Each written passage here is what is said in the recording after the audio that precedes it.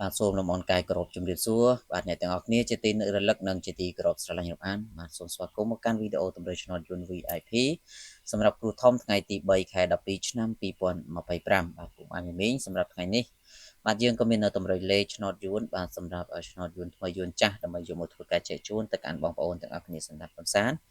ដើម្បីយកទៅធ្វើការផ្សងសំណាងបាទទាំងអស់គ្នាអញ្ចឹងបងប្អូនលោកយាយរតាបាទជួយ comment 168ដើម្បីទទួលបាននូវសំណាងបាទហើយក៏កុំភ្លេចជួយ like ជួយ share បាទម្នាក់មួយផងបាទអញ្ចឹងយើងចូលទៅកាន់តម្រុយរបស់យើងតែម្ដងទៅសម្រាប់ឆ្នោតម៉ោង1កន្លះឆ្នោតយន្តថ្មីបាទពុកម៉ែមីមីបងប្អូនចំពោះខ្ទង់អូសបាទសម្រាប់ខ្ទង់អូសថ្ងៃនេះបាទសូមបងប្អូនទាំងអស់គ្នាសូមធ្វើការអូសខ្ទង់6បាទហើយនឹងអូសខ្ទង់7បាទសម្រាប់ខ្ទង់6សូមពុកម៉ែមីមីបុក62 63បាទលេង A B C D រីឯខ្ទង់7វិញគឺយើងធ្វើការលេង7ក្រាស់បាទគឺយើងបុក78 79បាទចំពោះលោកយីលតាបងប្អូនបាទសម្រាប់អ្នកដែលចង់បានលេខ VIP លេខច្បាស់ល្អសម្រាប់ម៉ោង4កន្លះគឺខ្ញុំបាទមាន